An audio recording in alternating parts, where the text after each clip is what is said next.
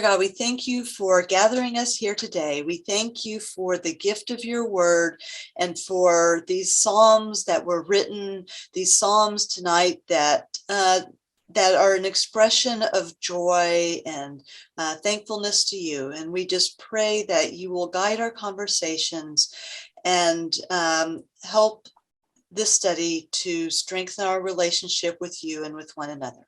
Amen. Amen. Okay.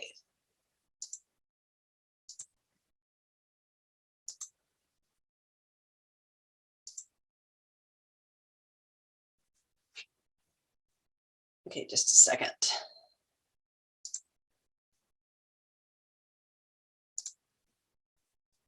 Okay, so now I'm ready. So this week we are doing Psalms of Joy. We have 3 Psalms, 30, 116. And so they all have kind of different, even though they're all in this group of joy, they all approach joy from a different perspective. And so we'll just take a look at these. So I'm happy to be in joy rather than in anger. Anger was not really me. Of these Psalms that I have memorized over the years, it's the Psalms of joy. These are the ones that really that I spend my time in. So, okay, here we go. So I want to start with kind of the structure of the Psalms of joy and praise. And so we had our structure of lament, which we saw in both the Psalms of sadness and in the Psalms of anger. And the Psalms of joy is not as strong of a structure, and in particular, you tend to have more. It's not this. I mean, our lament structure was we could have a very long structure. With joy, we tend to have more parts of a psalm as kind of how they're showing the structure.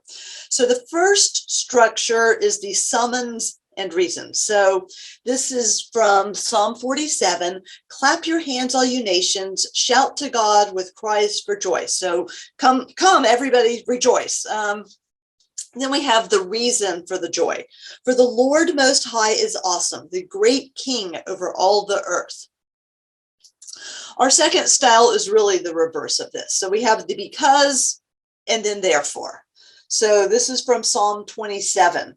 For he will hide me in his shelter in the day of trouble. He will conceal me under the cover of his tent. He will lift me high upon a rock. And now my head shall be lifted up above my enemies all around me. And I will offer in his tent sacrifices with shouts of joy. I will sing and make melody to the Lord. So, that's the main structure, so either, you have your reason either comes before or after you're rejoicing, basically. Now I'm going to have sort of 3 points or aspects of Psalms of joy that are from David Taylor's Open and Unafraid. So the first is that Psalms of praise assert and assume that God is the ultimate source of joy. So one example here is from Psalm 145. One generation shall commend your works to another and shall declare your mighty acts. So this is, declaring what God has done. And so this is the reason for our joy is God has blessed us in some way. This is a quote from the book. While sin may tempt us to live in an economy of scarcity, where any number of things may be found wanting, a psalm of praise invites us to experience the joyful presence of abundance in fact and in faith. In praising God with the words of the Psalms, explains Thomas Merton, we can come to know him better. Knowing him better, we love him better. Loving him better, we find our happiness in him. I really like that quote. Knowing him better, we love him better. Loving him better, we find our happiness in him.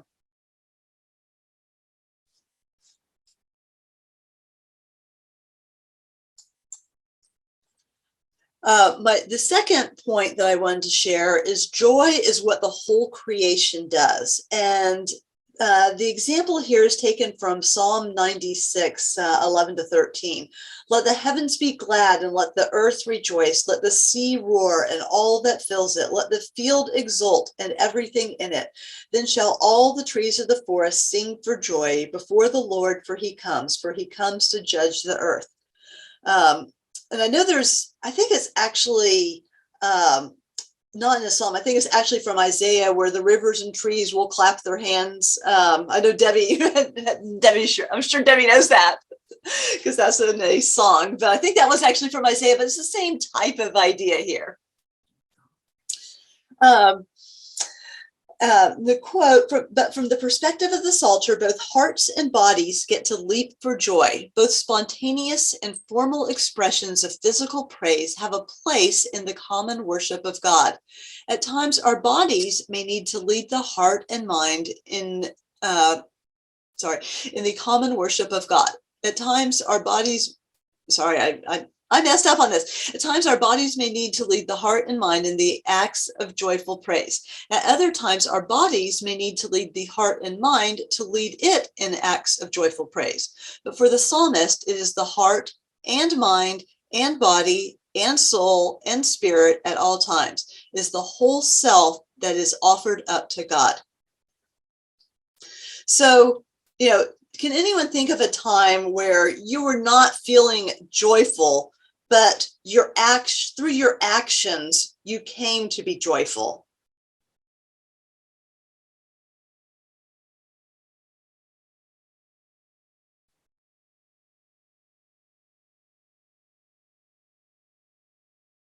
In the book, he gave an example of a man who was in his congregation who would really, dance around and during this time of praise, and which was not really a part of his personality, but he felt called to dance before the Lord, and so he would physically show his praise in this way. This is not a physical action, but I know there have been times when I've deliberately made a gratitude list because I was feeling so bad, and that can really flip-flop the feeling that I had. When I start looking at things that I have to be grateful for, it really has changed my feeling. Mm-hmm. I'm blessed to teach ballet, so I do this probably on a weekly basis. And in situations at Westminster Presbyterian and Perimeter, I guest at, and so we get to pray together. And so if I'm not feeling good, just the physical activity and being there with my girls, and I ask them to do that no matter what's happening, to bring that joy of the love of God into plies. Yeah, I was actually thinking about you, Elaine, when I was dancer.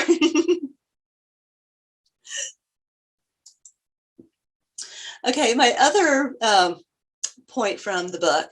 Throughout the Psalter, joy precedes and follows sorrows, and as often as not, joy exists alongside sorrow. Example here, Psalm 126, 5-6. Those who sow in tears shall reap with shouts of joy. He who goes out weeping, bearing the seed for sowing, shall come home with shouts of joy, bringing his sheaves with him. Couple quotes. Because of the sorrow that dots our lives, joy is often a choice. While a song of praise may erupt from a spontaneous outburst of affection for God, it may also require a decision. And this really, it's the same idea back that I keep going back to when Renata talked about lament as a spiritual discipline. And I just see this see joy, rejoicing also as a spiritual discipline that it's in Romans. I cannot tell you the verse, but rejoice with those who rejoice and weep with those who weep. And that, that whole idea, it can be difficult if you're not feeling it, but to, as being in community with others, we do have to weep with those who weep and rejoice with those who rejoice, or vice versa. One of my experiences when my mother was ill and then when she died, it seemed to me, and this is probably, many people have probably thought of this before, that actually sorrow, grief, can carve out a hole in your heart so you can hold more joy, right? So sort of what I think. Yeah, thank you. I like that, Claudia. Yeah, that's interesting. I remember when my mother died, that was interesting. There was all of us were around at her hospital bed, and we just, and this happened actually when my dad passed away too. We all just held hands and recited the 23rd Psalm, which was interesting. That was just like a psalm of praise, but also just asking the Psalm Lord. of everything. Yeah, it just covers everything. But I remember that it was interesting. Very much a comfort and praise. And I also have this quote from the Anglican Book of Common Prayer. Give them so this is what the priest would pray. Give them an inquiring and discerning heart, the courage to will and to persevere, a spirit to know and love you, and the gift of joy and wonder in all your works. So we can pray for joy. Even if we're not feeling joy, we can pray for joy.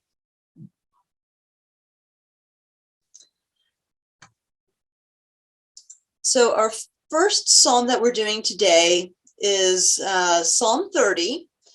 And this is one that to me is not obviously a psalm of joy. This is a psalm that has the sorrow mixed in with the joy. But, sorrow and joy coexist, and,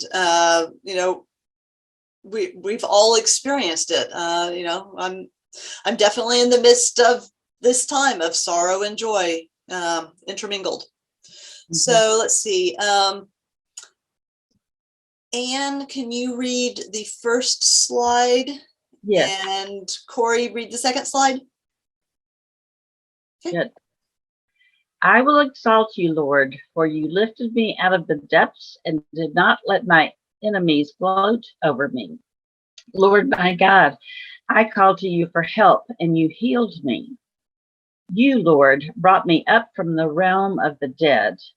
You spared me from going down to the pit. Sing the praises of the Lord, you his faithful people. Praise his holy name. For his anger lasts only a moment, but his favor lasts a lifetime. Weeping may stay for the night, but rejoicing comes in the morning. When I felt secure, I said, I will never be shaken. Lord, when you favored me, you made my royal mountain stand firm. But when you hid your face, I was dismayed. To you, Lord, I called. To the Lord, I cried for mercy. What is gained if I am silenced, if I go down to the pit? Will the dust praise you? Will it proclaim your faithfulness? Hear, Lord, and be merciful to me. Lord, be my help. You turn my wailing into dancing. You remove my sackcloth and clothe me with joy, that my heart may sing your praises and not be silent. Lord, my God, I will praise you forever. So we are going to go back and look more at what we just read. But if you look at the title or whatever for this psalm, it says for the dedication of the temple. And it also says it's a Psalm of David. And so the temple was not built until Solomon built the temple, David's son. So David was already dead when the temple was built.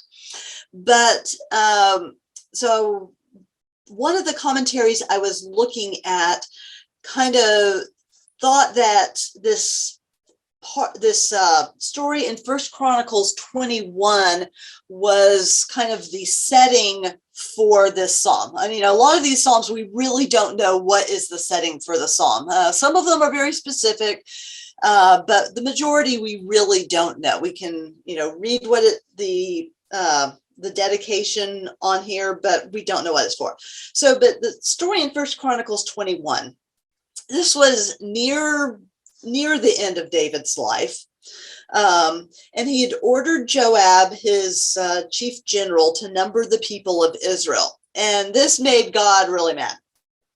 So he spoke to David through Gad, the seer, the prophet, said, choose what you will, either 3 years of famine or 3 months of devastation by your foes while the sword of your enemies overtakes you, or else 3 days of the sword of the Lord, pestilence on the land with the angel of the Lord destroying throughout all the territory of Israel. Now decide what answer I shall return to him who sent me. And David, he wanted to fall to the mercy of God. He didn't want to be destroyed by the enemies. And so David, so he bought Ornan's threshing floor. This is where the angel of the Lord had appeared to him. And he built an altar and presented burnt offerings and peace offerings and called on the Lord. Then the Lord commanded the angel, and he put his sword back in its sheath. And so the punishment wasn't as severe as it could have been. And so thinking about that setting, let's see how this could fit in that setting. So if we look back, I will exalt you, Lord, for you lifted me out of the depths and did not let my enemies gloat over me. So he didn't get that punishment. Lord my God, I called to you for help and you healed me. You, Lord, brought me up from the realm of the dead. You spared me from going down to the pit. So also reading this, I was thinking how this sounds, in many ways, this sounds like a response to some of the Psalms of Lament that we've read. So Psalm 13, this is one we had done with sadness. How long, O Lord, will you forget me forever? How long will you hide your face from me? How long must I take counsel in my soul and have sorrow in my heart all the day? How long shall my enemy be exalted over me? Consider and answer me, O Lord my God. Light up my eyes, lest I sleep the sleep of death, lest my enemies say, I have prevailed over him, lest my foes rejoice because I am shaken. So this seems, in many ways, this is kind of the, you didn't let it happen. You did remember me.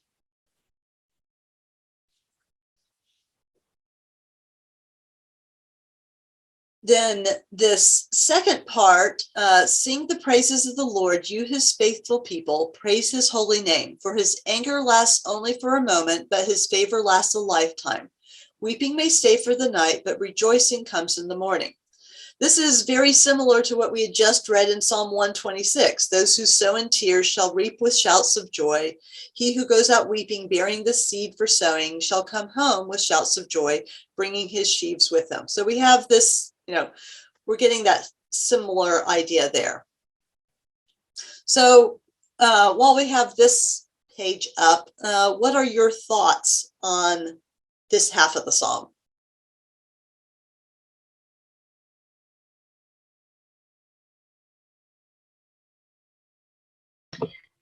It seems to me that the verse 5 is very familiar, and that I've seen it and heard it and all in various ways, for the encouragement that it brings, that we may have sadness tonight or for the night or a short period of time, and joy will come. Joy follows that sadness or sorrow. So it is encouraging. Mm-hmm. And singing the praises, praising his name, because his anger is short, and his favor, that's another part of it. His favor is a lifetime. So those words give you something to praise him. Also, like an encouragement to praise. Mm-hmm. Yeah, I mean, it's really a lot like what Claudia had said earlier about sorrow leading to the opportunity for joy. Right. Yeah, and I think, what you see, there's really dramatic, sharp contrast here. I mean, like, the first verse, you lifted me out of the depths to not let my enemies gloat over me. And then, you healed me. Then the next verse 3, you brought me up out of the realm of the dead. You spared me from going down to the pit.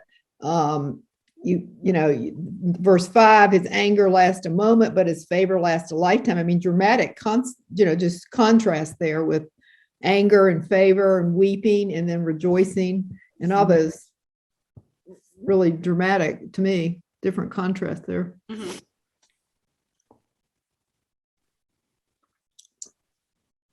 And we also know how he wants us to come to him, and it's when we are in our most vulnerable times that he comes to us and we come through it. And with that help, the joy is everlasting right there. The sun shines and you come through it. But if you don't go in your vulnerability to God, then you're stuck in the mire a lot longer. I don't know. Yeah, I think so. I can imagine this as a song, being able to have those words put to music, and when that happens, we can remember it more readily. That it does sound like a song of praise to me. Yeah. And if you, Debbie has sent some songs for each of these psalms. So yeah. Okay. In this second part, when I felt secure, I said, I will never be shaken. Lord, when you favored me, you made my royal mountain stand firm. But when you hid your face, I was dismayed.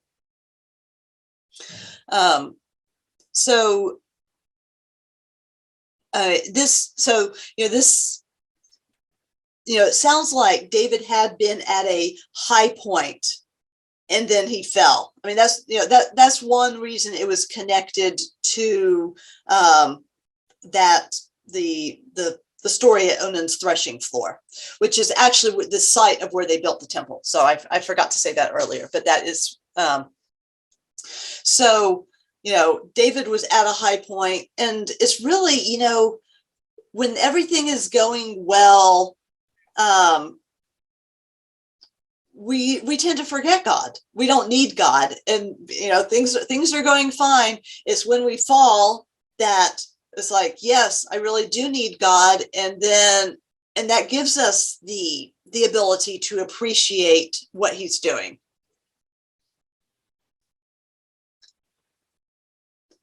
Then we get into his cry. To you, Lord, I called. To the Lord, I cried for mercy.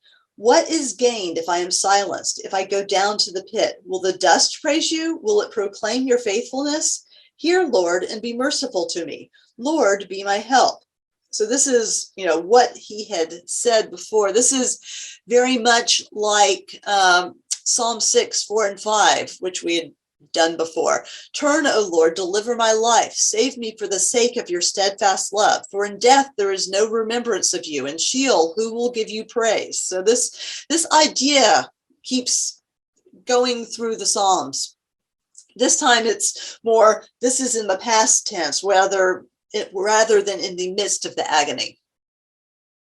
And then I love this end. You turned my wailing into dancing. You removed my sackcloth and clothed me with joy, that my heart may sing your praises and not be silent. Lord my God, I will praise you forever.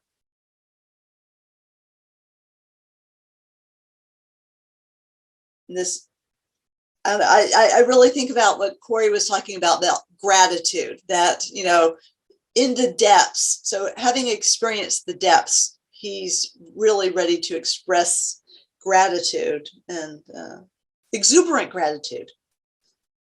Yeah, it reminded me, I didn't put this as one of the songs for that. There's a song that Steve Green wrote for kids on that verse. It says, you have turned my mourning into dancing, Lord. And it goes over and over again, you know, and it's just very like you could just be dancing around just that verse. And that's what I thought of first when I was thinking of this hymn. I said, well, it's just that one verse. But Steve Green had like 3 CDs for kids, and there was one all on Psalms, and then all of them are scriptures, but this one verse, and I remember us playing it when Jonathan was little and we were dancing around the room. That's fun. Yeah. So I had something. Also, so I was just kind of thinking about, in general, joy in the midst of suffering.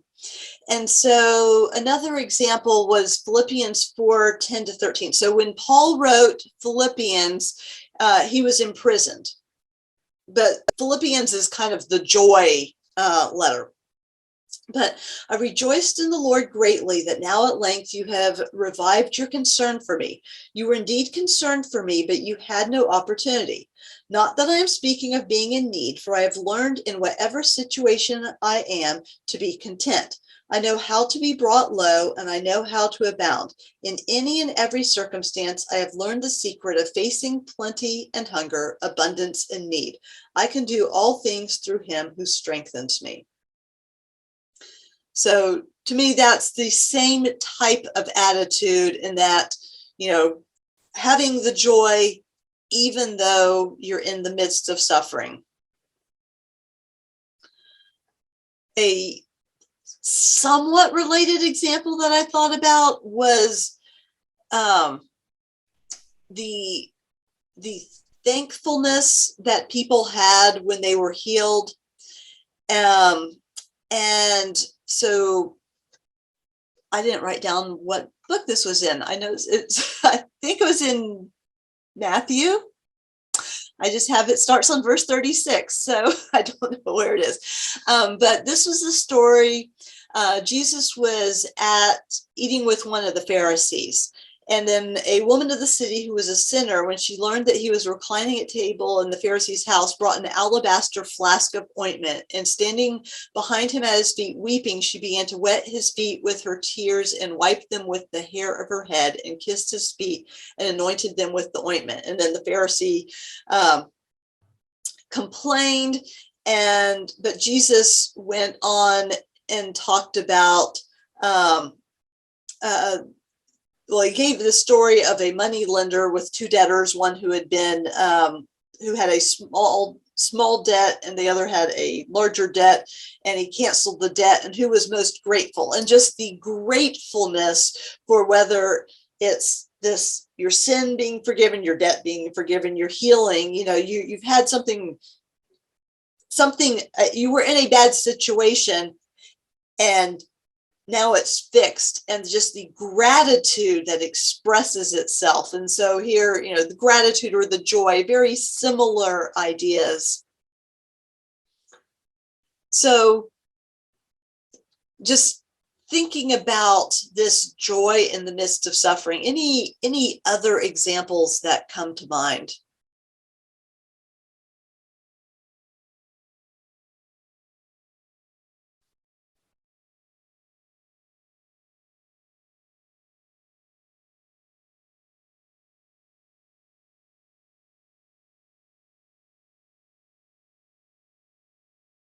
Okay, if not, we can. Well, the woman at the well, in a way, I mean, she had suffered much as, you know, being an outcast because she was divorced and had all those different husbands and stuff. And then when Jesus accepted her and told her the, you know, the truth, and then she I mean, her whole life was changed totally. Yeah, that's So I good. don't know. She was joyful, she wanted to go tell everybody about it. So Well, also the people suffering because of Lazarus's death, and then their joy, they were in deep mourning, and then Jesus appeared and brought it back to life, and they were, but that wasn't afterwards. That was joy after the sorrow, not in the midst of it necessarily. Yeah, well, I think we can go either way. Okay. I mean, yes, it comes after, but so.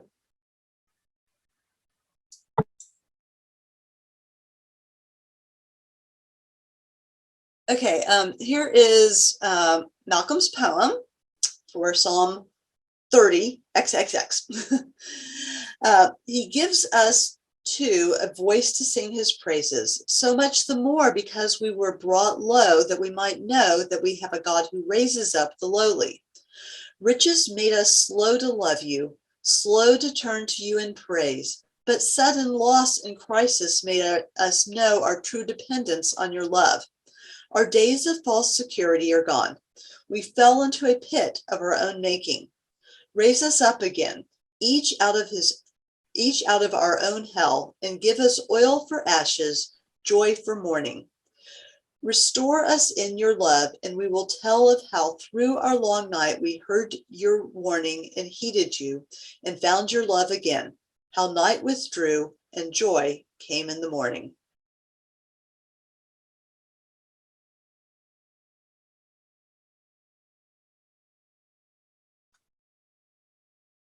I love that, Yes. how night withdrew and joy came in the morning. That line. Mm-hmm. I can identify with the up in the second grouping where he said, riches made us slow to love you, slow to turn to you in praise, but sudden loss and crisis made us know our true dependence on your love. And that is just so true. Mm-hmm. Yeah, when I think about that, I always think about when the Israelites were coming into the promised land, and God warned them, when not to forget him once they had houses and were rich and all. And that's just such an important warning, because we just depend on ourselves. Right. Dependence on ourselves, and then we fell into a pit of our own making, which goes along with what you just said. That was the part that caught me. And I think of how many times I've said, and I've heard many other people say, well, all I can do now is pray. When, hello, that should have been the first thing we thought of.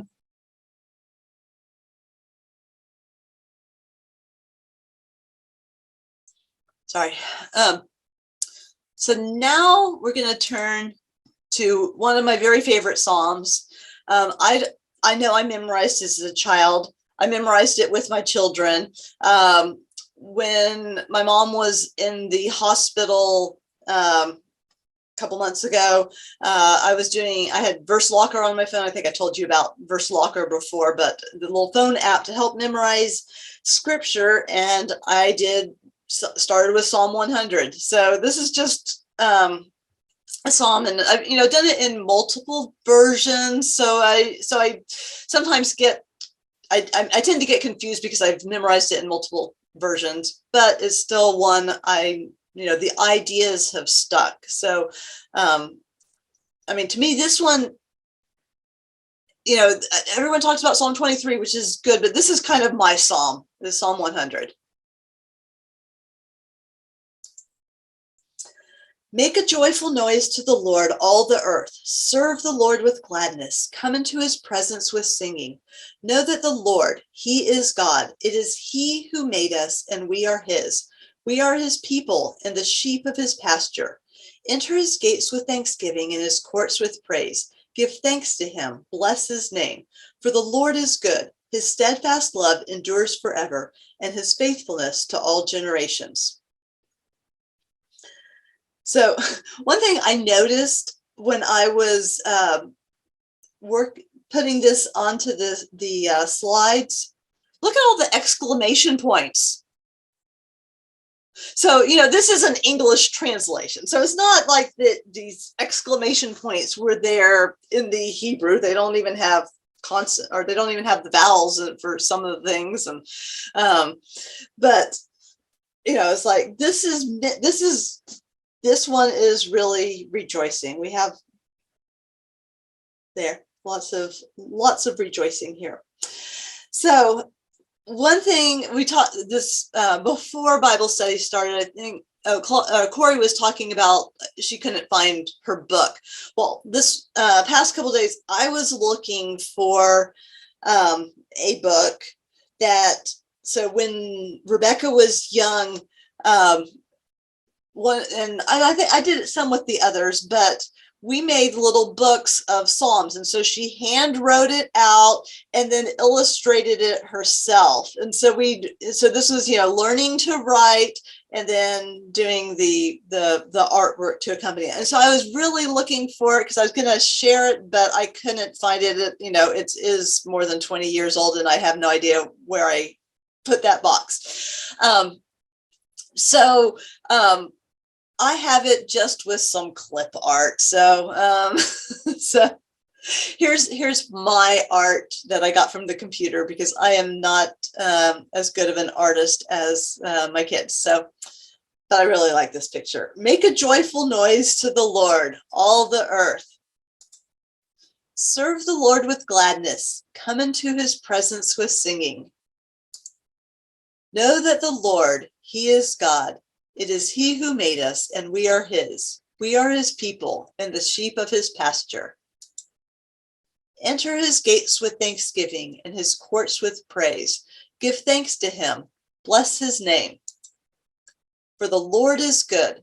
His steadfast love endures forever, and his faithfulness to all generations.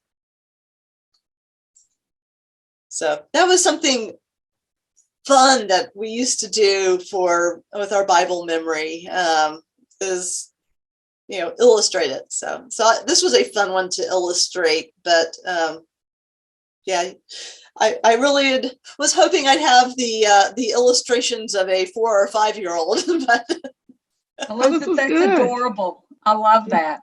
That's great. Yeah, Yeah. very good. Mhm. And that was a foreshadowing of Rebecca doing all her origami work, I guess. I mean, if she was doing art back then, I mean, it's a different kind. But. Yeah, different. Yeah, but yeah, she's been doing art all her life. Wow. Yeah. Cool. Cool. Anyone else have any special thoughts on Psalm 100?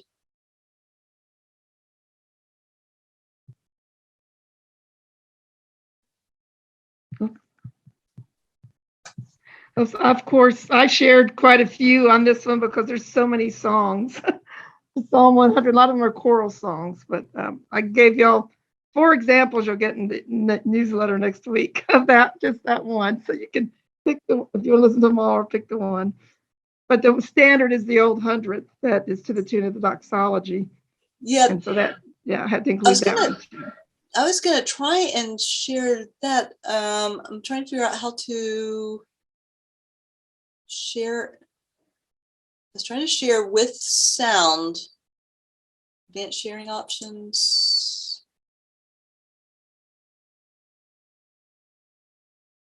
Well, If you Google the 100th, I mean, there's one from the Queen's it was it 60th coronation thing. So there's lots and lots of YouTubes of that sung in Westminster Abbey and all. But the one I picked to share with you guys had the words, because sometimes when a choir's singing, it's hard to maybe understand all the words. They may not be the best recording, but you could see the words as they're singing it. But yeah, but there were 2 new ones too that I really liked. More contemporary choral settings that used every word of the psalm. yeah, okay. Well, I was going to try and share it because I really liked. I mean, I like the old 100th version. I thought it was, I did. So, like Megan has done before, I've been trying to, not all the time, but write out the Psalms that we're doing for the week. So I'm not, I definitely don't get 100%, but this morning I had written out Psalm 100, and then I wrote out the text of the old 100th version, just because since this was a nice short psalm, so we had 3 short psalms this week, so I got them all written out. But yeah, so I thought I was going to share the video, but I failed there, but that's okay. But we do have Malcolm's poem, and let me start sharing again. Oh, now I see how to share sound. Do you want to listen to it? Yeah. Okay, it came up on this screen. Okay, so it comes up here.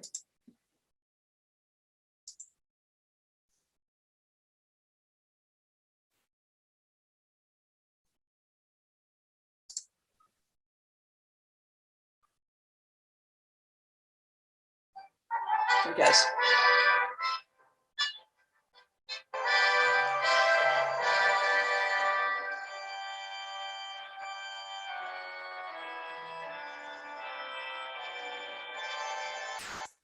Oops, sorry.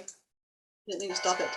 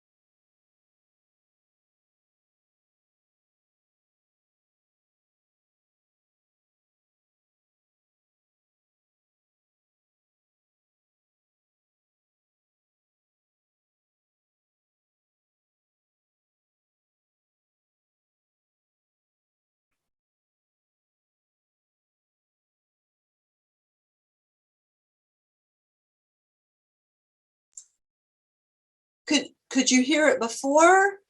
Never? Yeah, we heard it. We heard it initially, and then Okay, maybe it's because I muted myself.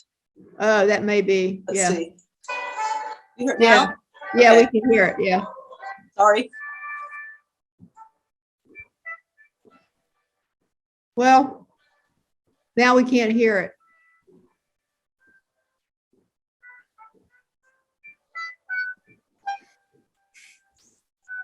Yeah, it's really hard. The quality is not good when I guess they're trying to share a video or something like this. Okay, well. Y'all can listen to it later. Yep. Yeah, we heard the beginning though, and that got it. Okay, so yeah. You'll have to listen to it on your own to hear it well. Yeah, sometimes I know the sound doesn't go through as well on video, but no. So here is Malcolm. So the reason that I wanted us to listen to it was that Malcolm actually mentions old 100th in his poem. So I thought, oh, we have to listen to it. So you at least got the beginning of it. So Jubilate Deo. Love bids us welcome with them to the feast. Let us be joyful, therefore. Let us sing old 100th with our forebears. One high priest calls us together in a great thanksgiving to come before his presence with a song, enter his courts with praise, be glad and bring our very best to him.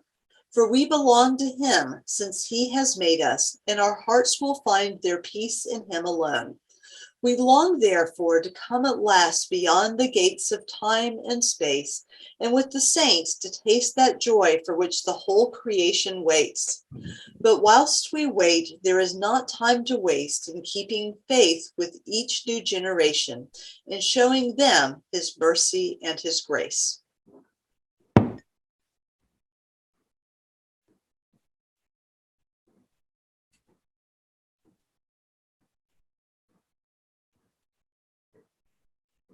I like the kind of generational part in here. So let us sing Old Hundredth with our forebears, and at the end, in keeping faith with each new generation. I like how he wove that in.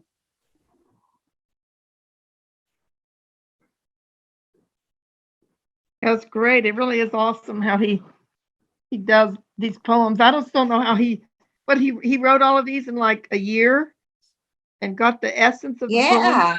He got Yes. the essence Yeah. of the poem, and it's, they're all the same length of, all the Psalms that are different lengths. It's really wonderful. And then how he connects them with the beginning, the last verse becoming the first verse of the next one. He was truly inspired. Yeah, it's like the crown, like you said, that's what makes it the crown, connecting like that. Mm-hmm. I mean, I'm glad I bought the book, guys. If you didn't get the book, order it. I mean, it's not cheap, but it's definitely, I'll be using it for years. Yeah, I read when I first got it. So when we did the class, I did the class back in July, I guess it was. And right after that, I went down to Orlando and I had taken the book and I was reading some of the poems to my dad at that time. So Cool. something different to read. Uh-huh. I gave one to my dad for Christmas. Oh, okay, neat. He loves it. He does. So the title is Jubilate. He said Jubilate Deo.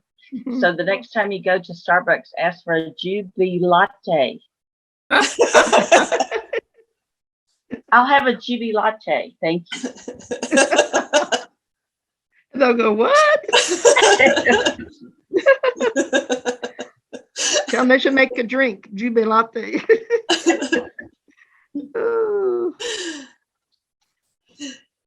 Okay, there we go. So our last psalm tonight is Psalm 16. Let's see. I think it's okay. Let's see. Lauren and Barbara, can you read, please?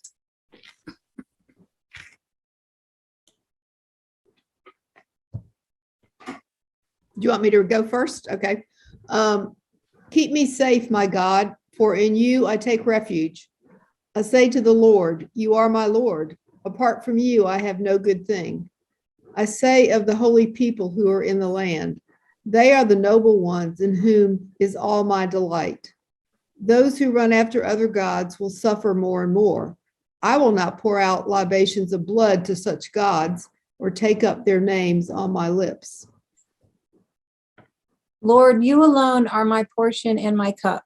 You make my lot secure.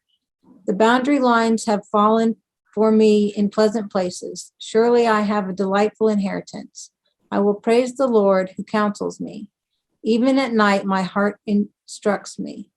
I keep my eyes always on the Lord. With him at my right hand, I will not be shaken. Therefore, my heart is glad and my tongue rejoices. My body also will rest secure, because you will not abandon me to the realm of the dead, nor will you let your faithful one see decay. You make known to me the path of life. You fill me with joy in your presence, with eternal pleasures at your right hand. That was the end.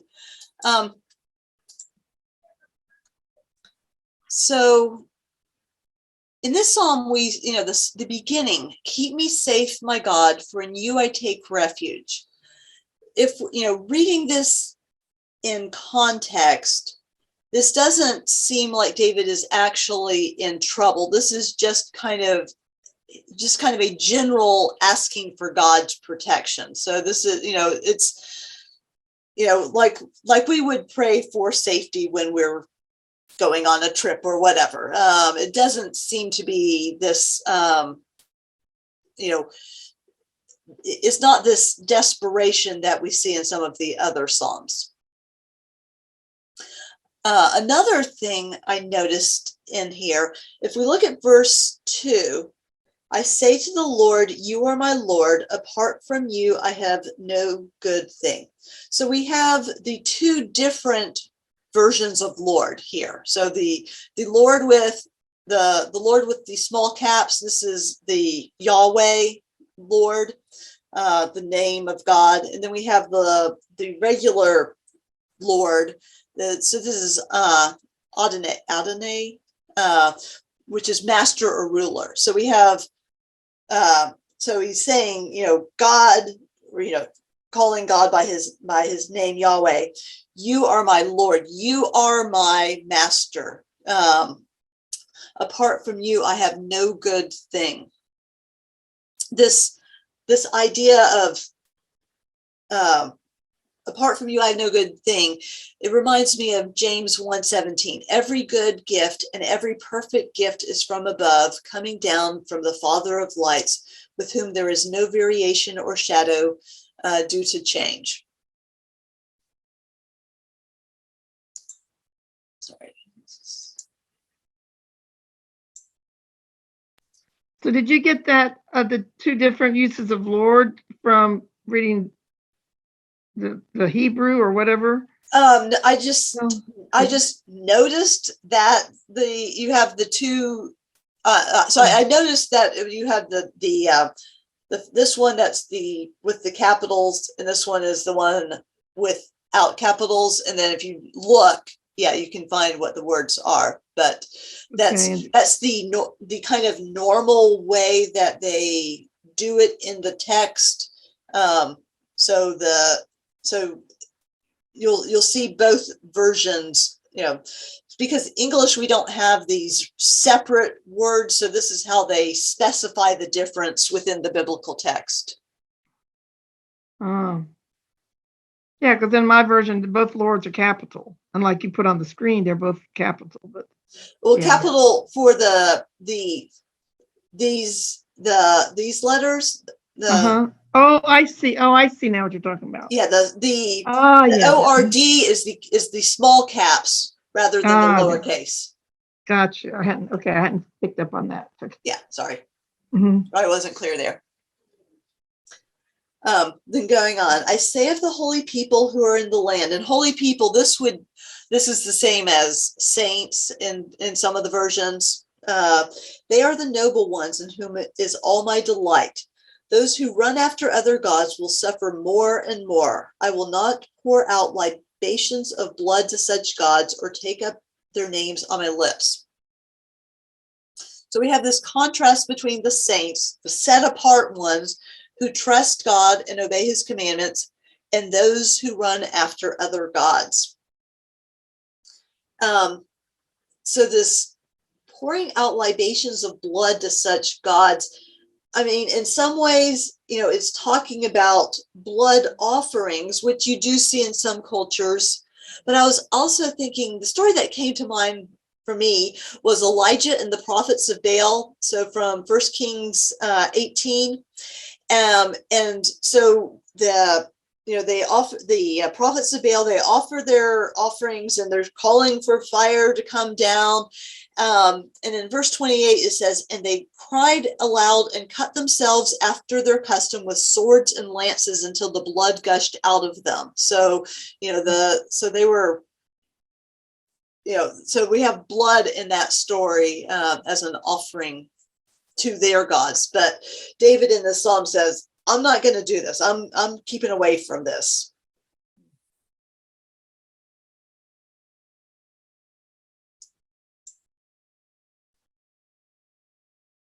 Okay, verses 5 and 6. Lord, you alone are my portion and my cup. You make my lot secure.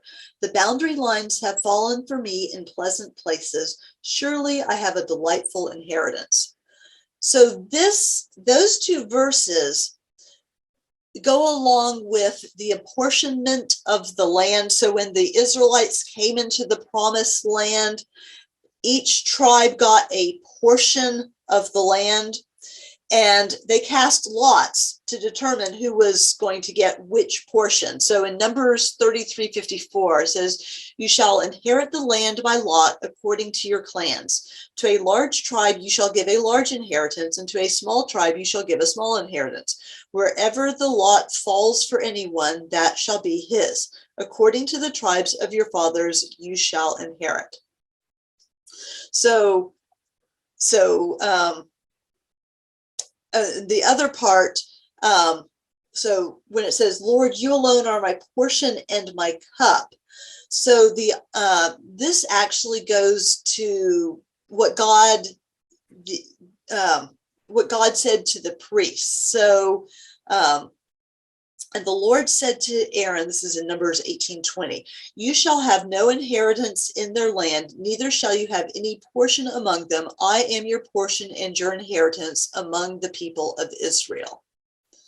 So David was not a priest, he was a king, but he has the same sense that God is his portion, that that's his special inheritance. "I will praise the Lord who counsels me. Even at night, my heart instructs me. I keep my eyes always on the Lord. With him at my right hand, I will not be shaken." And the right hand is the place of support and protection.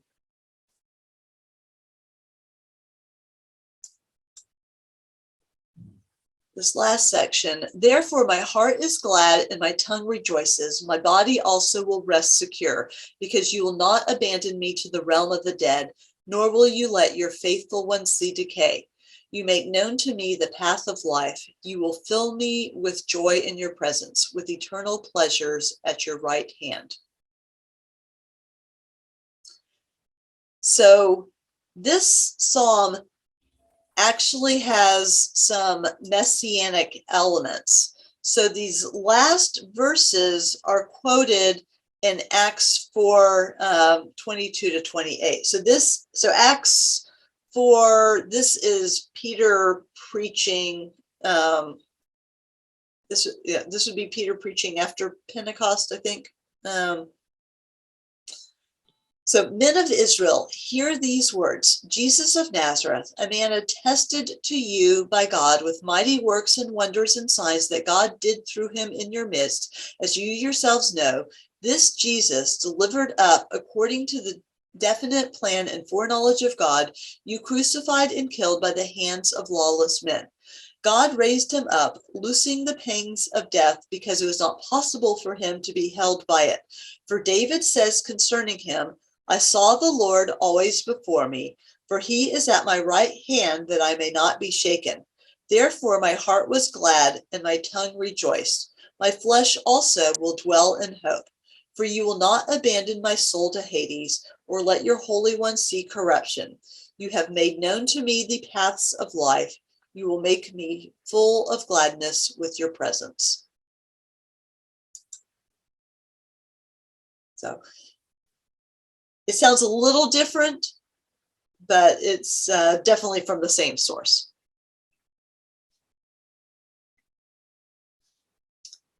So what thoughts do you all have on this psalm? I have a question that's not really pertinent, but I'm confused. In the psalm, right on what we're reading right now, at the bottom, it says, "You will fill me with joy in your presence, with eternal pleasures at your right hand." And then can you go back to the screen? This one? Yeah. Where he says, "I saw the Lord always before me, for he is at my right hand, that I may not be shaken." That sounds, if he's saying the Lord's at my right hand, it sounds like he's on his left. Yeah, it's like keep with him at my right hand. Yeah. I mean, in the eternal scheme of things, it probably doesn't matter, but I'm confused. You always think of the right hand as being the place of honor. So you want to be at his right hand. Okay, but God is at the right hand. So Yeah. God would be at the right hand because he's God. It's Jesus. Yeah. No I one just else. want to be on his right. You know what? He's got Well, it figured out. be at he will always be at our right. whatever. Maybe. Yeah. Okay. No, we'll find out. It'll be okay. I'm a little confused because Jesus saw corruption. Are they not referring to just Jesus as the Holy One? Well, did he really? I mean, yes, he died, but he didn't decay. Okay. Well, I was in the temple too. He saw the corruption in the temple. Well, I think it's experienced corruption, or what I'm thinking was the corruption of his body, that his body was not destroyed. Okay. That's how I'm.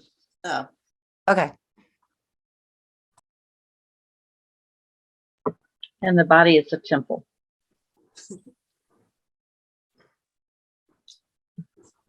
Any other thoughts on this one?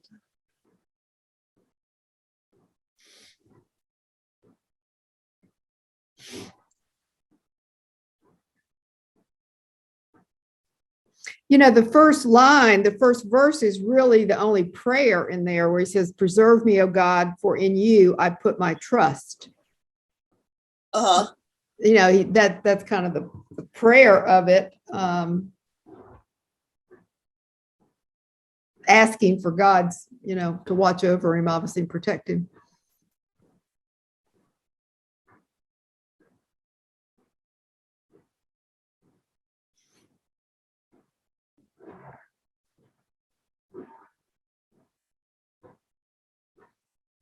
And the rest is God is David just talking about his own thing, his experience of trusting in God. It sounds like say to the Lord, you are my God. Say of the holy people. I think I really like verse 2 though. I say to the Lord, you are my Lord. Apart from you, I have no good thing. That's because we have the tendency to take responsibility for all the good ourselves instead of really recognizing that it all comes from God. Yeah, that's good. I also liked verse 7. I bless the Lord who gives me counsel in the night. Also, my heart instructs me, like when we're sleeping, but also like when we're going through the dark times. Mm-hmm. That verse kind of jumps out at me. And the next one, Corey, with him at my right hand, I will not be shaken. Or. Yeah. The preface before that is keeping our eyes always on the Lord. Always. Yeah. There you go with him. Yeah. I try to start out my day. As soon as I open my eyes, thank you for this day, and then read my, but you get into the day and the day takes you away and it's hard. It's a constant practice. Mm-hmm. But if you start off with that connection and joy, then whatever you encounter, exactly, you have that with you. You do.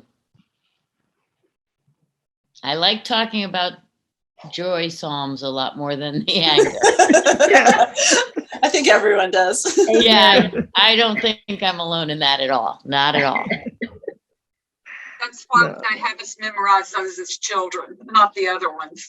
Yep. We don't memorize the bashing their children against the rocks. Right. That's true. Okay, and here is our last poem for tonight. Conserva mod domine. Then help me, step by step, my guide and friend. Preserve me, O my God, in whom I trust. My other goods are nothing in the end. How quickly they decay, how swiftly rust. But through it all you stay and comfort me, my one abiding joy, when all the rest have flown so suddenly. For now I see my true inheritance. Now I look up and find you still beside me, showing me the path of life. In your right hand, the cup of blessings full to overflowing. Your left hand upholds me still and gives me hope. I have a goodly heritage. You pour on me your graces undeserved. You raise and comfort me until I fall no more.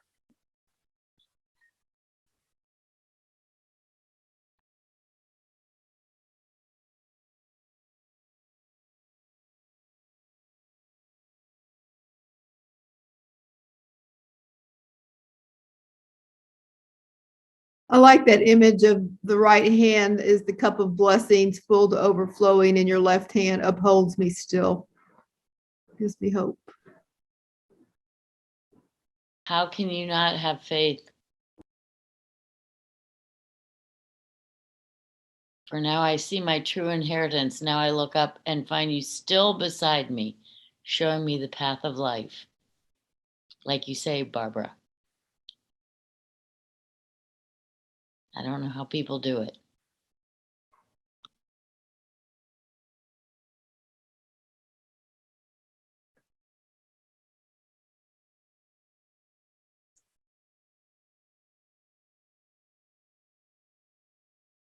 So anything else that anyone wants to share about any of these psalms or poems or anything?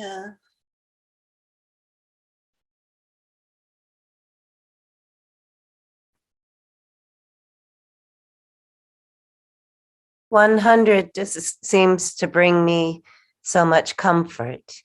Maybe it's because I haven't visited that one in a while, but it there's so much comfort in there for me." Mm-hmm.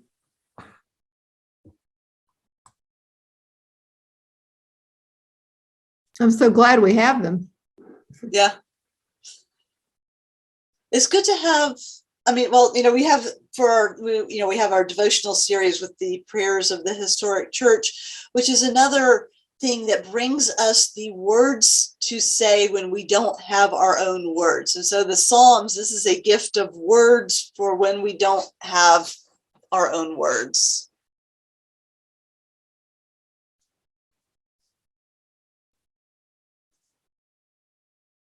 Well, I'll close us in a closing prayer for the video, and then we can share after I stop the recording. So, dear Lord, I thank you for the time that we've had together. We thank you for these Psalms, which give us the words to rejoice, and we do rejoice in all that you have given us. You have given us every good thing, every good thing that we have has come from you.